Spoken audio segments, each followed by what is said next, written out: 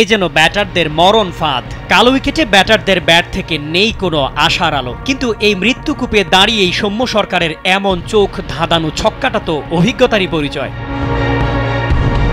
Bangladesh cricket যদি হয় অভিজ্ঞতার বিদ্যালয়, তবে তার প্রিয় ছাত্র সৌম্য সরকার। তাই তো একটি দুটি নয়, বরং টানা 4 সিরিজ হারের পর ব্যাটিং দুর্বলতা কাটাতে এই অভিজ্ঞ ছাত্রকেই ডাকা হয়েছে ক্যারিবীয় সিরিজের স্কোয়াডে। যদিও সম্প্রতি ছিল না তার কোনো ধারাবাহিক পারফরমেন্স, 9 ঘরোয়া ম্যাচে মাত্র একটিতে অর্ধশতক। তবুও প্রিয় মাঠে প্রিয় ফরম্যাটে তার উপরেই আস্থা রেখেছে নির্বাচকরা।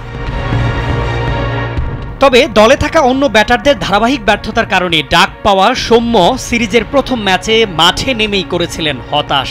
মাত্র 4 রান করেই ফিরে গিয়েছিলেন। এরপরই আবারও শুরু হয়েছিল সমালোচনা। তবে ওই যে অভিজ্ঞতা বলে একটা কথা আছে না, সেটাই যেন কাজে লাগালেন পরের ম্যাচে। সমালোচিত কালো উইকেটে সতীর্থদের যাওয়া আসার মাঝে একাই দাঁড়িয়ে থাকলেন। খেললেন 89 বলে 45 রানের দায়িত্বশীল ইনিংস। অল্পের জন্য মিস করেছেন হাফ সেঞ্চুরিটা।